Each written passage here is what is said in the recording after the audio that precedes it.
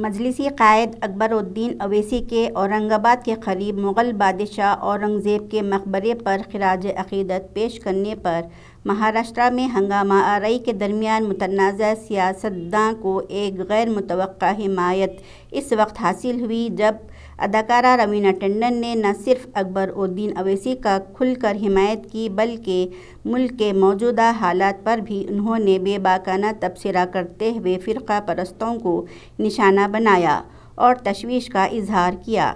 اورنگزیب کے مقبرے پر حاضری والے ایک ٹویٹ پر ردعمل ظاہر کرتے ہوئے اداکارہ نے لکھا کہ ہندوستان ایک آزاد ملک ہے اور ہر کسی کو عبادت کرنے کا مساوی حق حاصل ہے۔ ہم ایک روادار نسل ہیں اور رہیں گے۔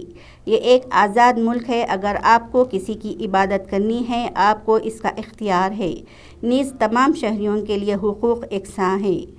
ایک فعال ٹویٹر صارف موسمیاتی بحران اور حقوق کی خلاف ورزیوں پر لکھنے اور تبصرہ کرنے کے لیے مشہور اداکارہ رقم طراز ہے کہ کچھ عرصے سے یہ ایک فیشن بن گیا ہے کہ مادر وطن کو عدم برداشت کا لیبل لگا دیا جائے۔